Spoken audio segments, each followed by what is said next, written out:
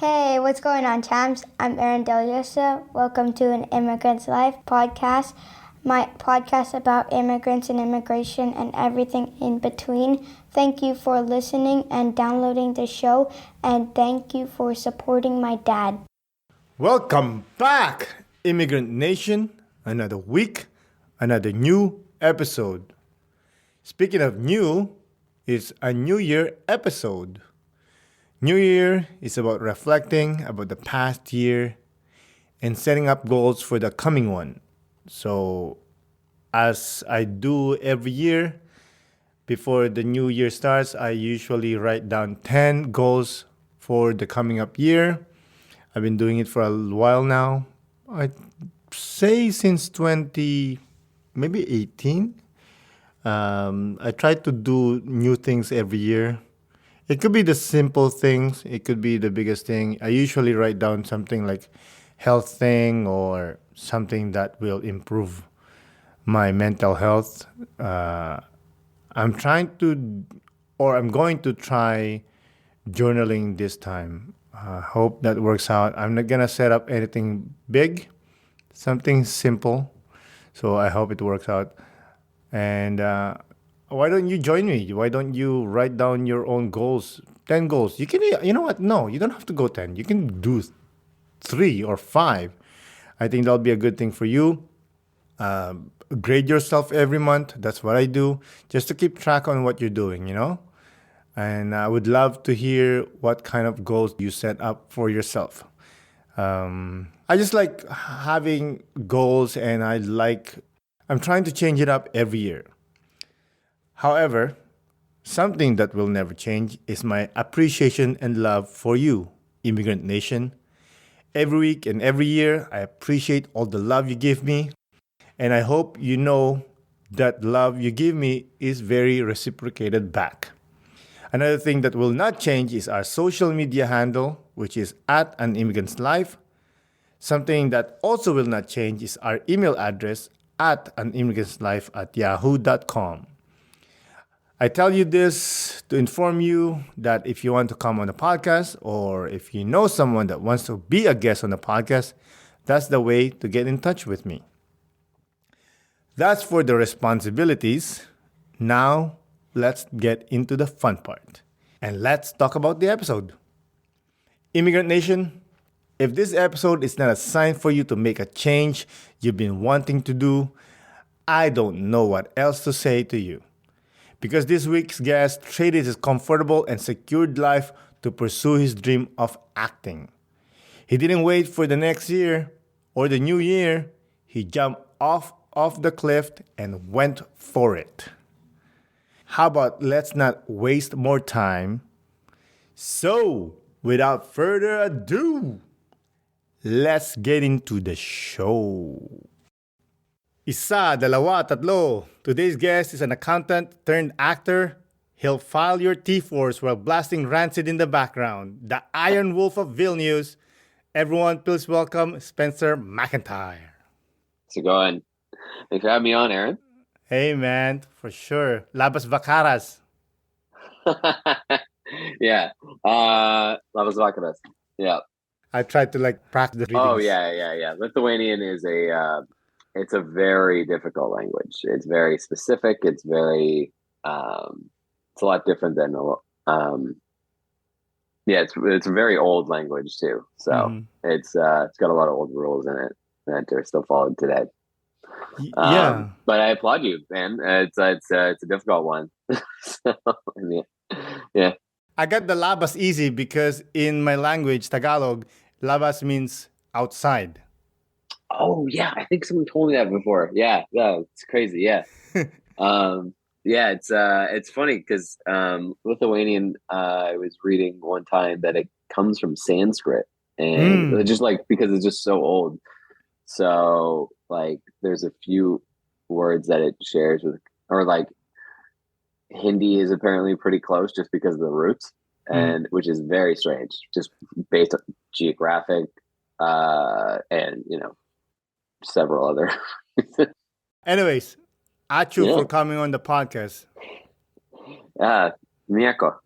Yeah, Neroshka. I really do appreciate. Yeah, no problem, man. Thank you for having me. For sure, man. Before we get into any details and deep talk, why don't you tell the Immigrant Nation where they can reach you? Best place to find me is on Instagram at shit spenny seas. I try to keep everything in English, but sometimes Lithuanian and French gets the best of me. So, but it all depends on where I am. Most things are in English. So, Mm. yeah, and I don't really have anything coming up that I could talk about right now. Mhm. But yeah, no, I mean, I'll post all my acting stuff on there, and yeah. That's awesome. You told me that you've been doing this podcast run. Well, what's the reason? Well, I mean, so right now it's kind of this is what the acting community would have as the slow season. Mm. It really starts picking up again. Auditions start picking up again in like mid to late January, and then really busy season like April to September, Mm. and then it dies down again. So I like to keep busy. As you mentioned, I was an accountant before, and I recently sold my company. Mm. So I'm not used to not being busy. So as someone who was running a company, so I just like to do as much as possible, and yeah, you know, it's nice talking to people, and getting to know people is a big part of the job. And getting your name out there and all that. And yeah, I don't know. I just have a lot of fun talking to people. So Yeah, it's cool. I and love it. It's yeah, enjoyable, you know. Well, yeah, if you're talking to like cool people, if you're talking about like, yeah, yeah, yeah. There's some people. there's some people who'll be like, ah, dude, it's like just punch me in the face, dude. Let's get it over with. Yeah, you can't connect with everybody. So Yeah, yeah. definitely. By the way, where were you originally from? Okay, so I was born here in Canada, Mm. just north of Toronto. Um, I grew up in a small town there, but I'm the firstborn here on my dad's side of the family. Okay. So yeah, my grandmother was born well in this contested area for Lithuania called Memel, Mm. and my father was born in England because my grandmother actually left. Oh, well, left. She didn't really have much of a choice. Lithuania. She was 11 when World War II started. So Mm. yeah, it's I mean, yeah. That's I guess that's the theme of the podcast and kind of get into it. But yeah, so she like her and my great grandmother got on a train to leave Lithuania in 1944, and they were captured by the German soldiers and put into a work camp. And Bro. then the war ended, and they were, asked where they would want to go, and they said Lithuania, and British soldiers were like, "Well, it's not really a place right now."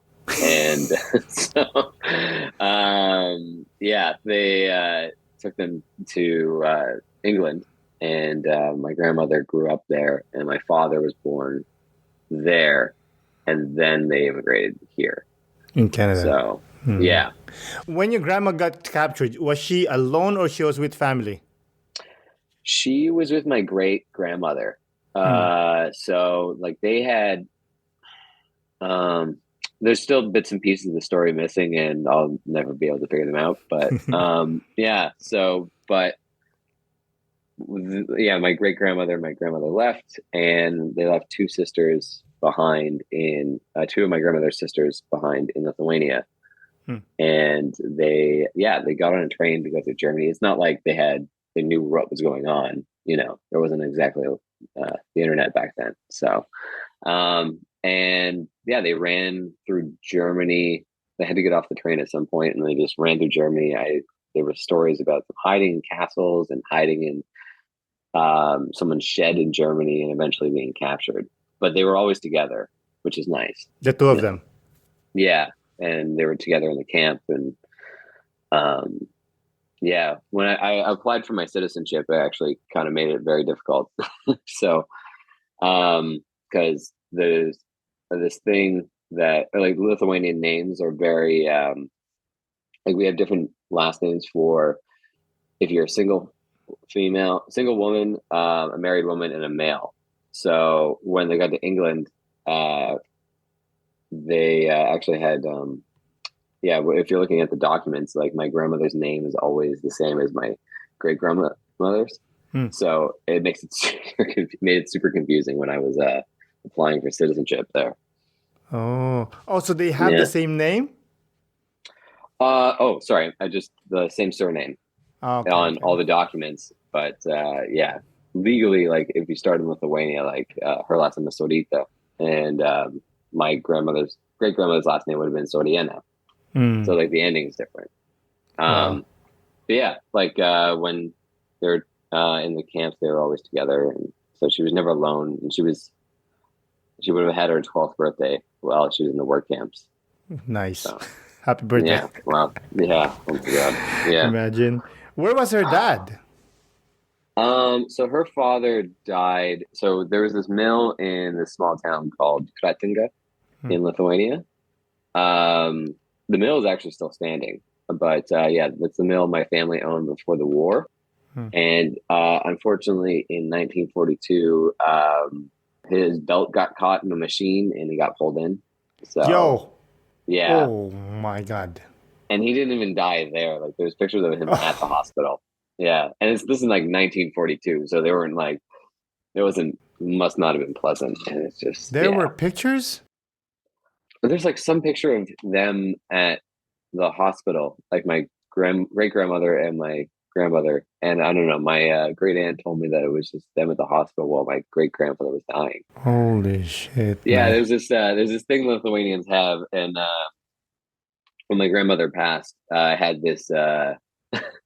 I kind of got the business from my great aunt because I didn't take a picture in front of the casket. There's some things that just seem very morbid.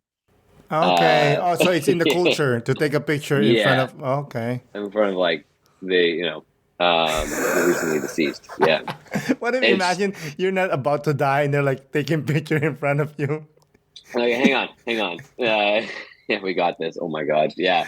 It's really it's more because I forget about it sometimes, and then you're just flipping through someone's photo album in Lithuania, and you're just like, oh my God, yeah, that's an open casket, and it's well, throws you off for sure. Yeah, I mean, in our culture, in Filipino culture, when someone passed away, you have to put your forehead to the hand of the dead. Like we call it mano, like to show respect, right? That's one of the thing that you do. Also, we do take pictures too of the dead. Like, and I always hated. Like, who wants to see that? Who wants to look at a dead person? You know? Yeah.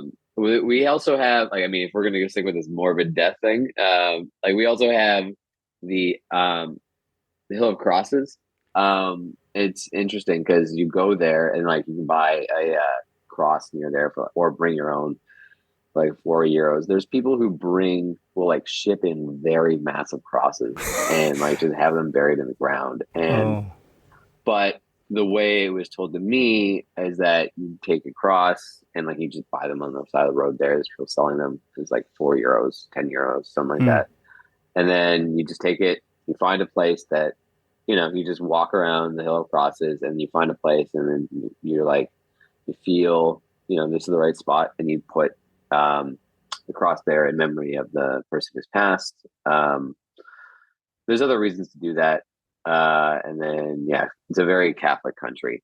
And then you say a prayer, and then, just to remember them. And then you go back and try to find it, that's the difficult part. I've tried to do that.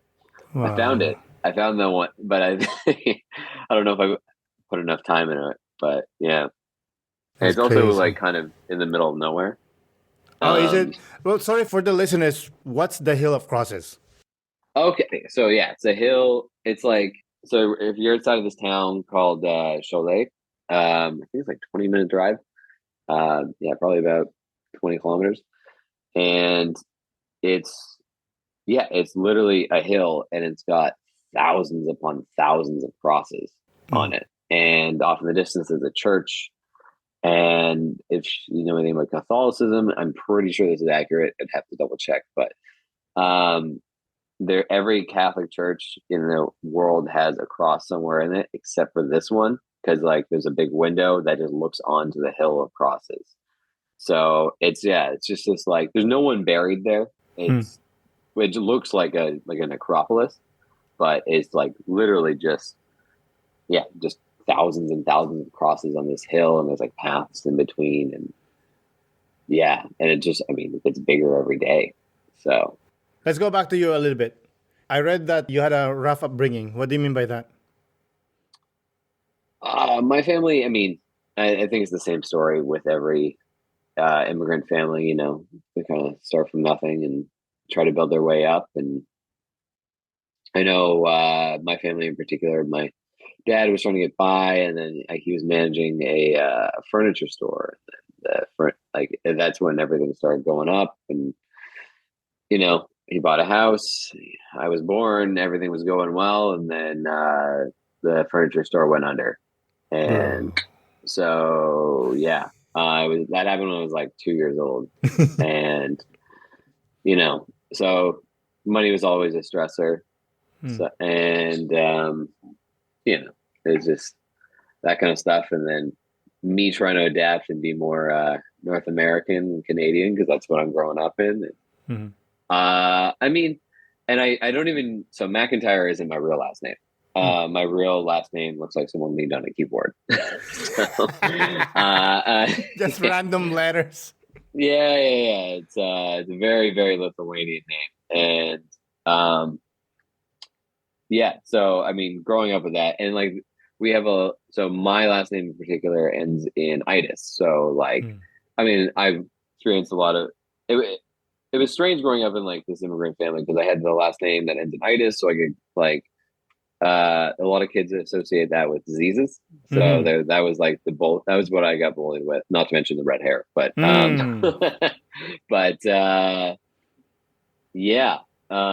so there's that, and then I was in such a small town, like I was the only one who actually spoke multiple languages. So it was and like even at my elementary school, it's like I don't really remember too many people speaking multiple languages when I first started there. And there was a point where I actually stopped speaking Lithuanian because it was just such a strange language to be speaking. It's not like French where people in Canada even speak it, you know. Yeah, we have a very, very small, tight-knit community here. So I think there's like 40,000 Lithuanians in Toronto. Okay, something like that. Yeah. Wow. We actually we used to have a bar too. In your town? In Toronto. Okay. I came to Toronto when I was 17. Okay. Yeah. You left town, or you want to move out, or what's the reason? School? I mean, I wanted to initially before I got so I was a kid. I was an actor from ages 6 to 13. Okay. And then growing up with immigrant parents, it's just like, or with the one immigrant parent, he did not see it as a viable extracurricular, let's put it that way.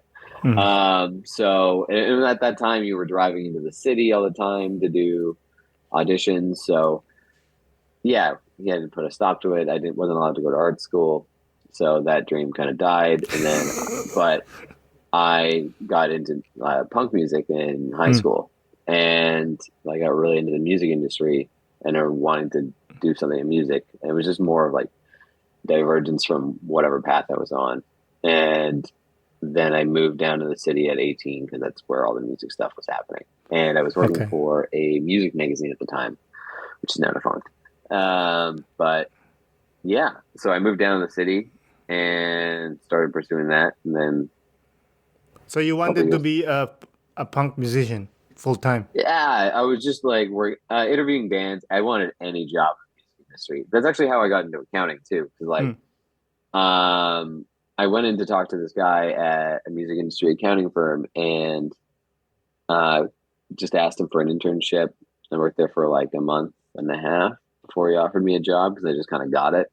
And I eventually left that firm, and some clients approached me later on, just be like, "Hey, I only dealt with you, not with your old boss. Do you mind if you still do my taxes?" And that snowballed from like 35 people in the first year because I was just looking for extra cash to like 700 clients before I sold the firm. So yeah, and it was all That's so artists funny. too. So it kind of still kept in line, and Oh yeah. yeah, but I was dealing with so many actors that it it just made me miss being an actor. And it was just like, Definitely. yeah. And then the pandemic hit and everything was moved to self tapes. And I was like, you know what? I just need to do this. I initially actually moved back. I went over to Lithuania to live there. Mm. And, then I got signed with an agency here and I had to move back a few months later. But, Let's go. sorry if I'm skipping ahead. No, Yeah. it's all good. It's all good. I just want to talk about the punk days, like your Oh, you're talking about the experiences punk there. days. Yeah, Yeah. man. Yeah. What I'd, made you like? What's the name of your band? oh yeah. I mean, I wasn't really. I started a couple like bands that never went anywhere. We never really played a show. Hmm. But yeah, I mostly just hung around with a bunch of like the punk kids, and really just got into the music scene. And it Oh, was you just, never toured? oh, I've been on tour. I toured with a couple bands, doing different jobs like tour management, and I put merch. This is band. They're still kicking around. Ex Ambassadors. I did merch for them for a long time. Oh, so you're not Um, part of the band in a sense of that you're a musician. It's more of like on the side. yeah. I would be doing Mm. the business side of things mostly. I mean, I do play guitar and piano and all that, but yeah, I was never really in anything worth talking about. So, yeah, This nothing is to write like home about. this is like Yeah. me in high school. Like would try to join a band that never goes nowhere. Yeah. You're just like, oh, this is just fun. Yeah, I would play across with my friend across the street from me growing up, Bobby. Hmm. Her and I, we had our little band, but Hmm. yeah, never. I don't think it really left the living room. Why? What did So, you not ever try to like play at a like I don't know, like a coffee shop or anything like that? oh yeah, I don't. It just wasn't. It wasn't there, And we were in such a small town. It'd be hard to get things anywhere, and my parents were very, very restrictive on all that kind of stuff. It was more of a put everything under my school uniform and then go wear my punk band t-shirts outside after. The old school way, the old way. Yeah. Secretly rebellious. Exactly, you know.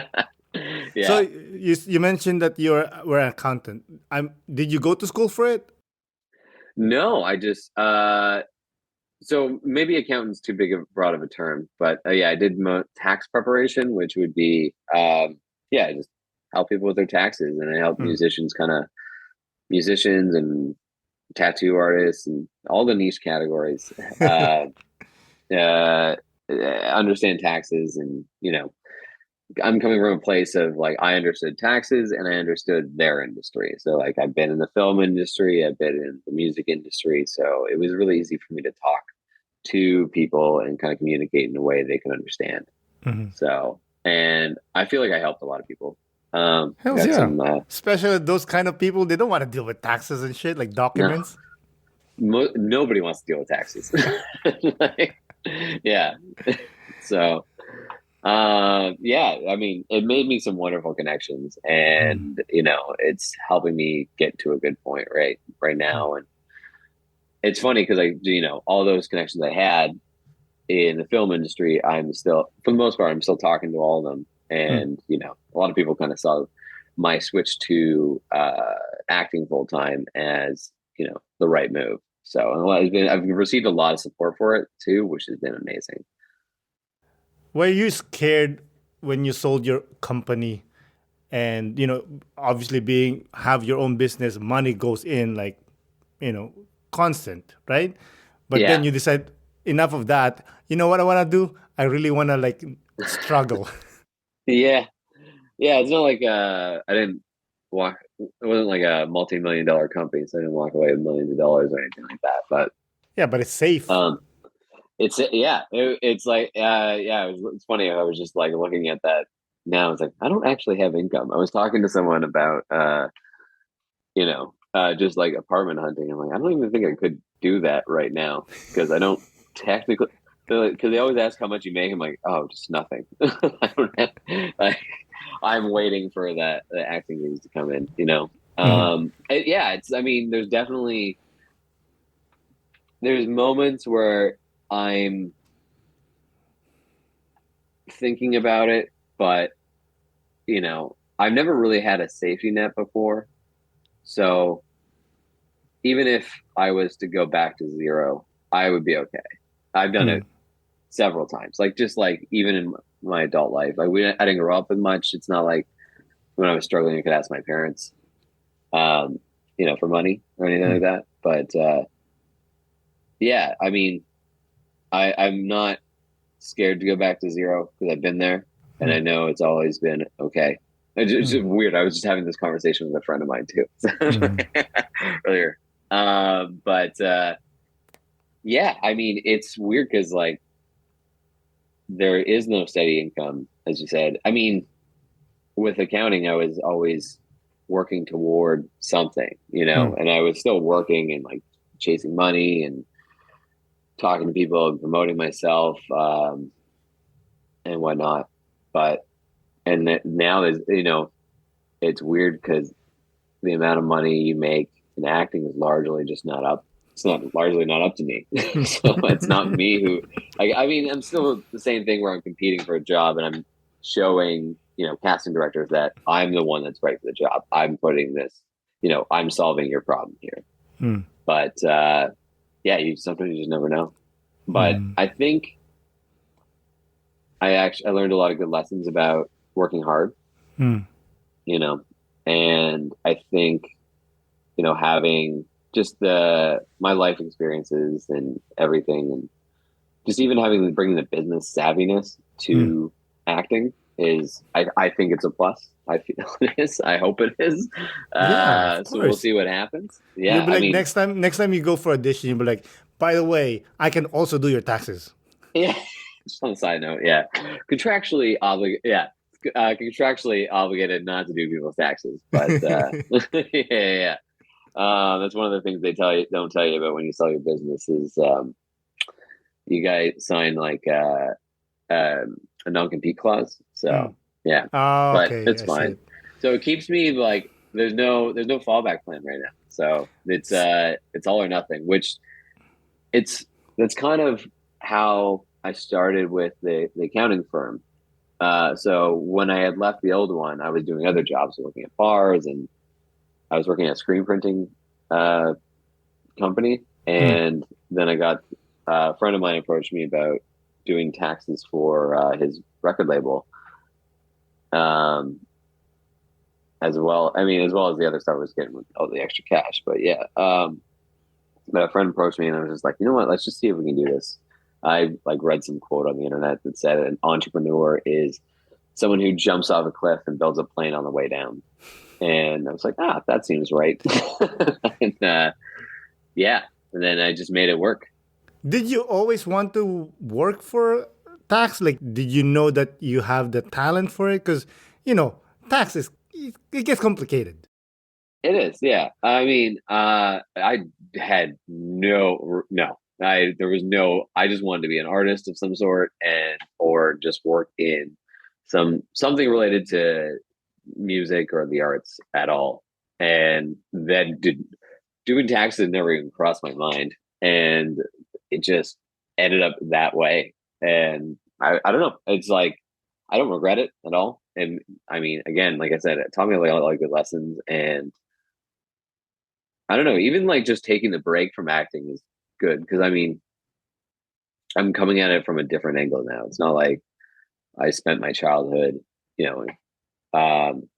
or like my teenage years in front of a camera, losing all sense of myself. And like, I would have had to hire someone like me.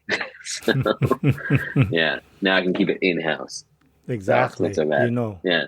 they can play you, like with the documents and some actors, they don't even pay attention to the documents. That's when bad accountants like steal their money. Oh yeah. I mean, I hope to get to a point where I have to hire someone, but yeah, for now, I've been dealing with something with a production I was on Hmm. previously, and it's just weird when I can out talk them with the accounting stuff. So, it's like, no, that's not how it works. It's like this, and then it's like, oh, actually, or yeah, it was something. Can't remember what. I shouldn't really talk about it anyway. So It's all good, it's all good, it's all good. yeah. How did your parents take it when you said, by the way, Dad, Mom, that accounting thing that I've been doing? Forget about that money. I'm going to be an actor now. You know what? I don't know if they know. I haven't. I am not. Yeah. Oddly enough, as much as like, I've been talking about him. I haven't really been in touch with my parents. So Okay. yeah. Yeah. I think my mom knows. I talk to her every now and then, but yeah, my father I haven't spoken to in several years. So, but yeah, that was coming for quite some time. So Hmm. Do you yeah. mind me asking what happened between you and your dad? Uh there's just a lot of butting heads. It was yeah, there's a lot of views that aren't getting crossed, and I don't know how to describe it. I've worked it out, but yeah, it was mostly like he's one of those people you can't talk to. Yeah, Hmm. you know what? I don't think let's maybe pass on this one, Of right? course, no Just for now. problem. It's gonna get too deep. It's gonna be No, bad. So why? yeah, It's yeah, fine. But if you don't yeah, want to, it's fine. You said that you landed your first audition when you were 6. Who brought you the yeah. audition? Oh, that was my mom. My mom brought me to that audition. Hmm. Yeah. So, um, yeah, she like that was I just remember like she saw something in it was okay. So as much as like my parents were the reason that I stopped acting, I was also the reason I got into it because my mom saw an ad in the paper for looking for actors, child actors. Hmm. And I went to apply to this agency. The agency signed me. I went downtown for my first audition and I booked it, and I was just hooked immediately. And yeah, I was 6. I still remember like I didn't know my height, and the casting director had to walk up beside me just to show how tall I was compared to him. So, yeah, and I guess I just thought it was adorable. So it was for this now defunct airline called Air Nova. So Hmm. Air Canada used to be like divided up by the provinces. It was like Air Nova, Air Ontario, all that. And so Air Nova specifically had the commercial of me playing on their flights, just going up and trying to grab a cookie that just came fresh out of the oven and sneak it, but it was That's too hot. cool. That's Yeah, cool. had a little mushroom cut. Yeah, Yeah, classic. yeah, 1995. Wow, that's Yeah, cool, yeah. man. What do you like about being an actor? Oh man, there's so much. I love just exploring different emotions and bringing my own experiences into different characters, and just trying to find what makes a certain character tick. And Hmm. I don't know, it's just so much fun, and I could get all Freudian about it, but I just feel at home on set. It's Hmm. like I don't want to be anywhere else when I'm Hmm. acting, and it feels nice. And yeah, it's just like when the lights are going, cameras rolling, and you just say your lines, and it comes out. And I don't know, I just feel comfortable there. I feel like I've been taken to another world. It's like maybe it's an escapism thing, but Yeah. I'm sure there's a ton of Freudian reasons we can go into here. But yeah, no, I feel at home, man. It's Yeah, it's like when you play sports, you know. yeah, You that's like a, once you go on the court or whatever field, you're like, yeah, this is where I belong, and yeah. nothing matters. There's nothing else like going on in the outside world, and it's just you and whoever else you're with, and I don't know. And it's a fun job, but it's a lot of work. But I think that's what some people might not really realize about acting because looks like you're just talking, right?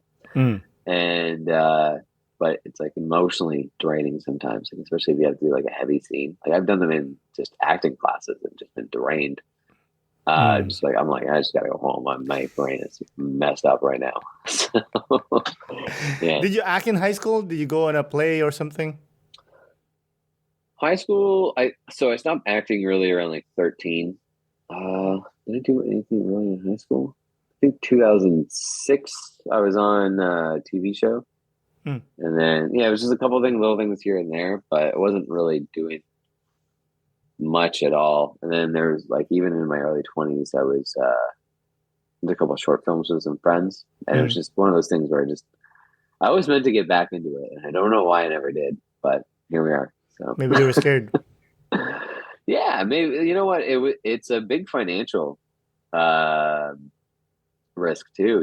It's like, Mm. but you have to, a lot of people work regular jobs. The classic story of someone working at a coffee shop or at a bar, and they're just trying to make it as an actor, but they also got to do this thing to support themselves because it the job is really auditioning, but you only get paid when you get the role. Mm. So it's like, and that's like the fun part, but and it's draining emotionally while you're doing the scene, but also just like you're doing so many auditions and just hoping someone's like, you know what, you're right for this. Here you go. And even then, sometimes it doesn't matter. Like there's always stories about actors being let go because someone more famous was interested or Mm. something like that. So there's a lot on the line, and it's just, it's yeah, I mean, it can be rough. And like even right now, because everything is self tapes, sometimes you're not acting with anybody, so it can feel Mm. a little bit isolating. So it can be a little bit rough on the mental thing. Actually, like, this is my studio right back here. So as you can see, it's a very, very small setup. Hey, Yeah, if it works, it works. it does. Yeah, yeah, yeah. You know. How do you handle rejections? Ooh. Well, the one thing about this industry is nobody tells you when you've been rejected. You just kind of don't hear back. So you're essentially being ghosted, if we want to talk about it that way. Yeah, I mean, you just gotta. Been this thing about Robert De Niro floating around, just being like, you kind of have to accept that you don't have the role before you go into the audition, Mm. and which is good, but it's like, it's rejection is never fun, but because I'm auditioning so much, I can not think about something, and sometimes I'll get like a callback for something, and I'm just like, I don't even remember what this was. So like, if I just auditioned for like commercial or something, and they Mm. were like, "Hey, yeah, we want to see you again." Like, oh, okay. I don't. What was this for? And it's like a Pepsi. Okay, whatever. Yeah. And it's like, and but yeah. So I mean, rejection.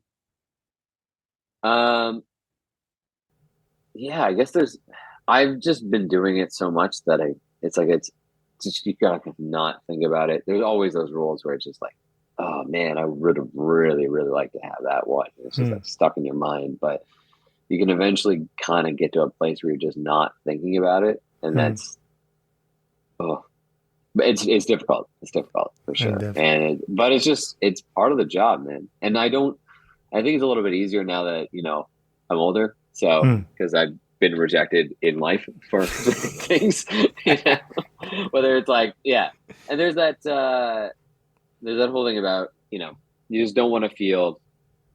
You have to kind of get over being able to feel embarrassed and like and like being able to fail is a big part of being in this industry, and I think just in life in general. So just accepting that not everything's gonna, be a home run every time. And just I don't know. I'm one of those people who just keeps pushing. Like, I look at not getting apart as being at like that being at zero that I mentioned earlier, and I'm like working my way out of it. So I pulled myself up before. When those times happen, let's say there's a role that you really wanted but you didn't get it, Mhm. what do you do physically? Some people, I don't know, they take a bath or I don't know, go hike. What do you do personally? Mm, I mean, I just if I need to clear my head for any reason, I usually try to go for a jog. Um, but I mean, going to the gym has been a big part of helping me get my mind right. And as much as people talk about, physical health, I think it's very important for mental health as well. Which, I mean, I wish someone told me that way sooner. Um, just exercise in general, You're you know. Lithuanian. That doesn't exist. Oh man, yeah. It's a different world. Just like, you don't have emotions. What do you mean? Just move on. Push those Yeah. feelings down. Walk till you're dead. Yeah. Go do something. Yeah. I don't So know. you were saying about Lithuanians. mental health. Oh, just yeah. I mean, in this regard. I mean, even like with the Lithuanian thing, it's not like a big part of the culture. Like, I mean, I mentioned therapy to someone in the Lithuanian community, and then she was just like, "Oh, no, that's what friends are for." So it's really interesting that you said it that way. But yeah, I mean, I think just having a strong mind, it helps you handle the rejection and those parts you really want. When it's commercial, it's nice because there's a certain date they tell you. They're like, we're gonna let you know by this date, sort of like they're like, we're gonna do a callback or a recall on these dates. So if you haven't heard back, then you're like, oh, okay, cool, it's done. But if it's like a big production, like Netflix, you could never hear back, or you'll hear back in like anywhere within up to like 5 months. I've heard sometimes. It's like, Wow. yeah. So it's that thing. It's like sometimes I wake up like, oh, did I get an email from them? No, okay. Uh, My God, this because is torture. it's torture. Yeah. But that's why it's like it's good to keep busy doing podcasts. During down season, I being cannot do like, this. yeah, no, I would no. lose my shit just waiting Yeah, it's for it. not for everybody. Yeah. I mean, I'm doing what you do as like, podcasts and whatnot, interviewing people. I've done it before, but just wasn't for me. So Yeah, it's a yeah. lot of work. I love it, so I still continue doing it. What kind of genre of movies do you like doing? Okay. So there's a lot I would like to play, but I haven't quite.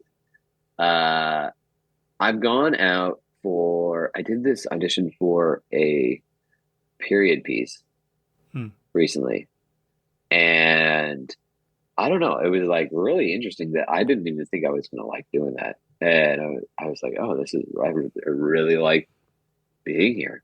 I was like Hmm. doing this thing based in 1863, Hmm. on this book. And and it was really interesting. I just picture myself in action movies. And I mean, I'm sure the Viking thing is, it's there Yeah. somewhere. Mhm. I don't know. I'd love to do some action movies and yeah, like period pieces. I think that'd be pretty up my alley. I don't know. I don't think I've found a niche quite yet. I don't know that I'd like to be in a niche. I like to keep some variety to it, maybe some Mhm. Ryan Reynolds esque variety where I can just slip in Yeah. and out of different like sometimes an action movie, sometimes comedy, sometimes both. Yeah. Matt I Damon. yeah. Yeah. Matt Damon. Yeah. Oh man, I was watching this movie SLC Punk the other night. I watched it 100 times. It's oh my god, why am I forgetting his name right now? Michael Corrigan's in it, and Matt. oh my god, he played Shaggy in Scooby Doo, and Oh yeah, I know who it is. yeah. I know him. Oh my god, why is his name the skinny guy? Yes. Oh my god, why am I blanking on this name? Anyways, yeah, he is. He's starring in it. It's like just it's absolute. I think it's his best performance, and it was just incredible. And like that's underrated. And I'd love to do some stuff like that too. Where it's just like these really deep feature films. Yeah. Can you cry on cue? Not on cue, no. There was a time when I could do it, but it takes me about, I'd say 5 minutes. Yeah, do it. And it's like you just have to really, really get myself into that place. And there's a few things I can do. But an acting coach once told me, like, not everyone has tear ducts either. So maybe not everyone can cry. So, but crying cue. Yeah, I can get pretty close. It'll take me a bit, but yeah. Are you trying to get me to do it right now? No. I don't. I would never. I would never. I just want to know. That'll ruin the rest of the interview. No, it's just like I'll never do that. Yeah, no, I can get. No, I wouldn't. Yeah, I wouldn't say cue. Like I couldn't just like do it, snap of fingers. But I can get. It takes me like 5 minutes to really get my mind there and just make it happen. Okay. And then also on set, there's like. There's some stuff you can put under your eyes to make you cry. Really? So, like yeah, like Vicks? It's something like that. Yeah, I've never used it, but I just know some people who have, and yeah. You don't need that. You just have to think about your upbringing. yeah. No, I mean I have a few things that I keep in my back pocket that make me really sad, and I just it's like you just have to be. And it's another reason why acting is not really for everybody, because you kind of have to be able to do that and like go to those places mentally and not be embarrassed about it in a room where it's not comfortable to do that. It's just it's completely uncomfortable situation. It's like you see people kissing on camera and stuff is not that intimate because there's like the camera's like right here. Or I mean, it's not that close, but yeah, there's like a boom mic right above you and. There's like 10 people standing watching you. Yeah, everyone's watching you, and that there's a screen in the other room where like 15 people are watching you. So, it's like, you have to really be able to be in a good headspace and know that, like for me, it's kind of like being in this bubble or being underwater, and like, it's like when I'm on set, it's like there's nothing else going on, which is, it's like we were talking about with sports. There's nothing on the outside world, but there's nothing here. Yeah. Let's see if I can get in the frame. It's black. Yeah. It's just me in that moment and whoever else I'm in the scene with. Yeah. I have that when I used to play competitive basketball. Oh, yeah. Like I get the jitters before it starts, but once the game starts, the court just black out. Like it doesn't exist, whatever's outside. Yeah. Oh, man. Yeah, basketball. That's another very Lithuanian thing. Yeah. Yeah. Did you play? No, not really. I mean, I'll play when I go home, just like street basketball, because it's something most of my friends just do. So there's like so many basketball courts, and it's such a big part of the culture. What do you think makes a performance most believable in acting?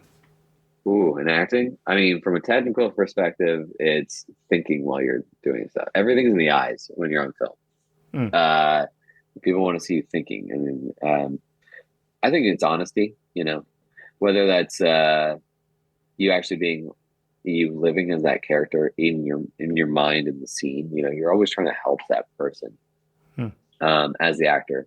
It's like, how can I make this person's day better, or what help them accomplish their goal in the scene.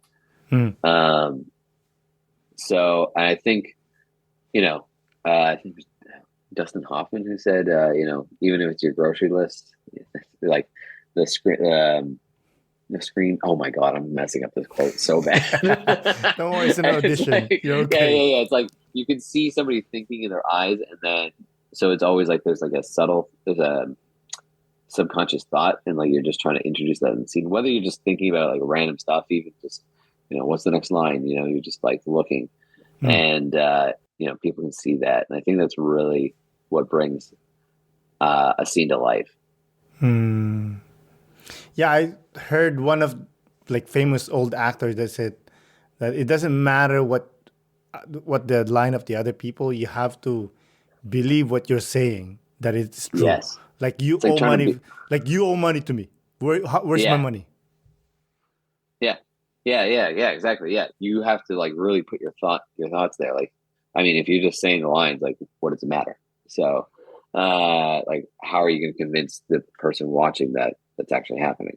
You know, and it's Hmm. like for me personally, it's like when I'm watching a movie, it's like maybe I'm probably seeing things that are a little bit different than, someone who's not in acting.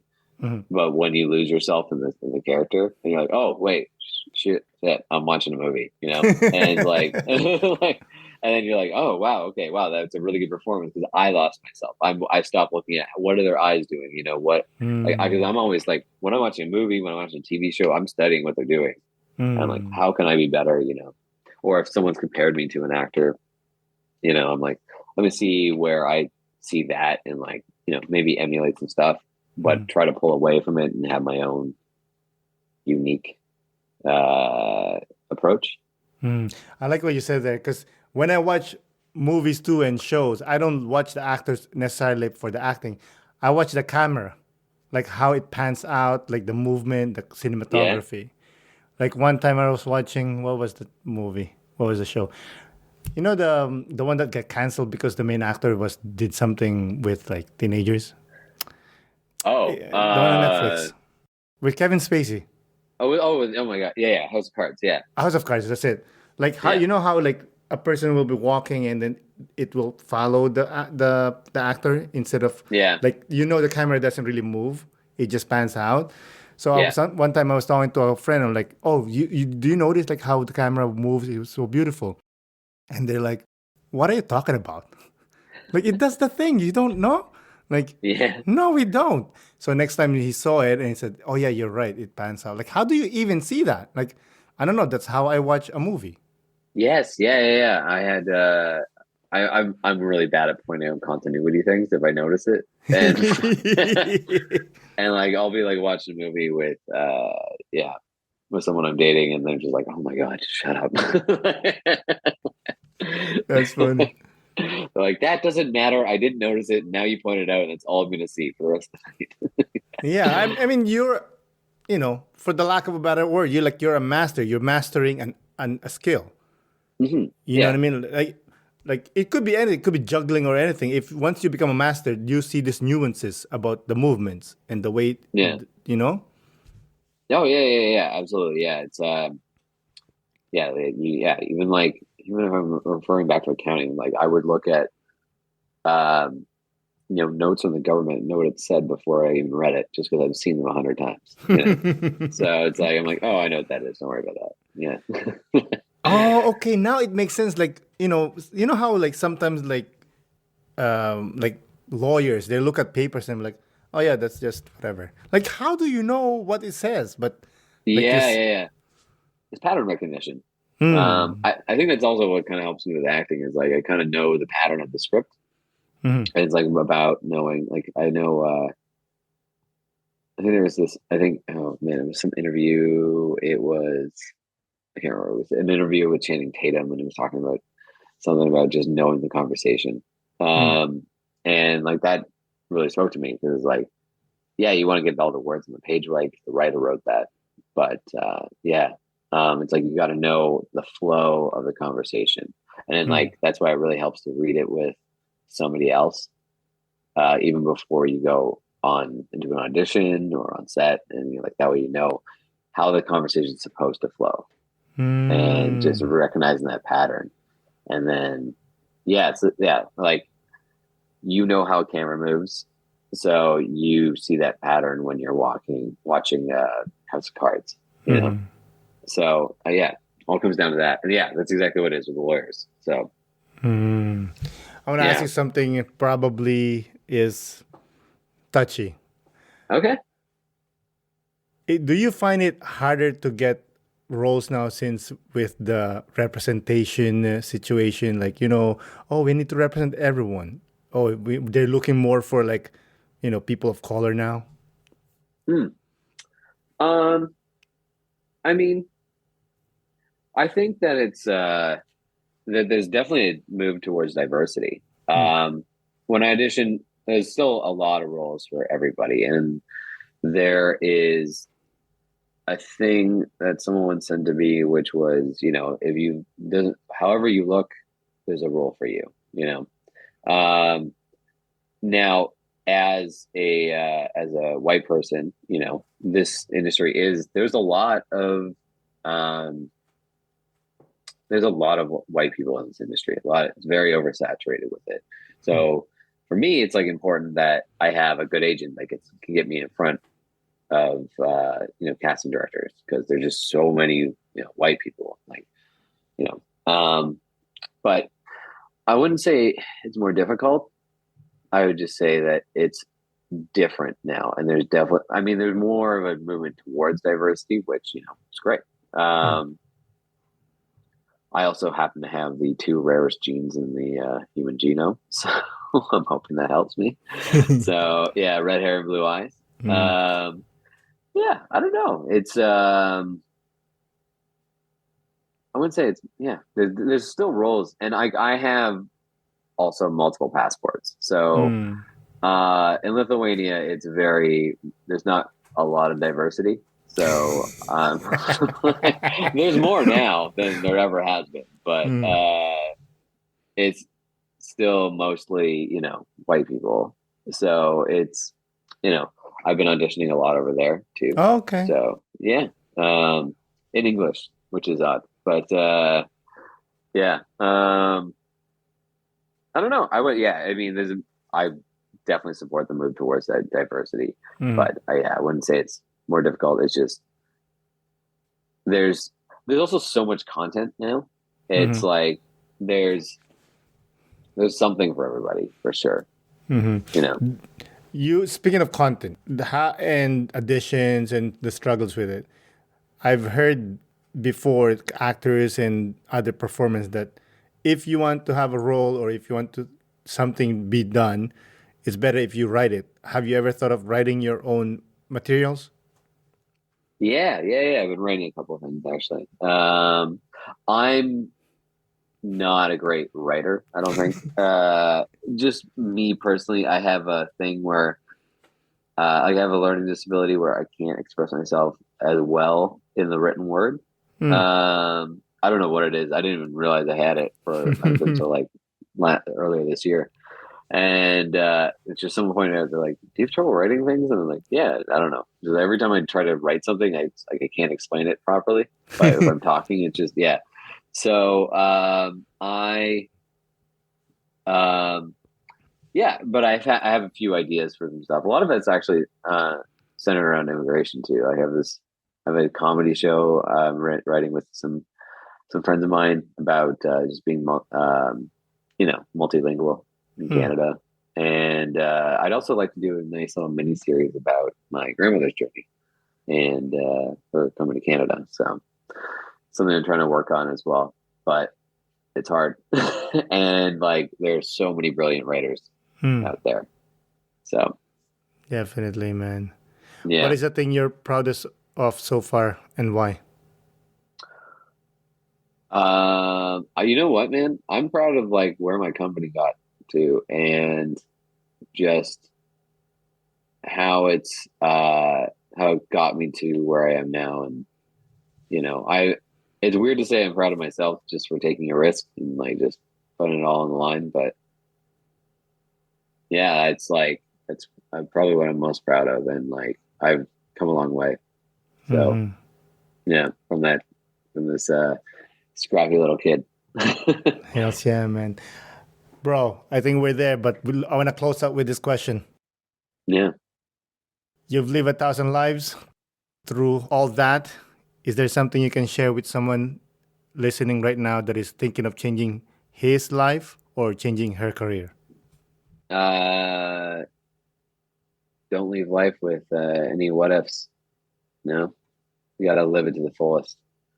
Things can sneak up on you, so take that risk. What's the worst case scenario? Is it going to kill you? Mm. Again, my Yeah. man, Spence, thank you so much for coming on the podcast. I really do appreciate it. Dude, thank you so much. Have a good evening. Yeah, you too, man. Bye. All right, take care. Again, Spencer, thank you for coming on the podcast. I really do appreciate it. Thank you, listeners, for listening. This is Aaron Del Llosa for An Immigrant's Life. I'll see you next year.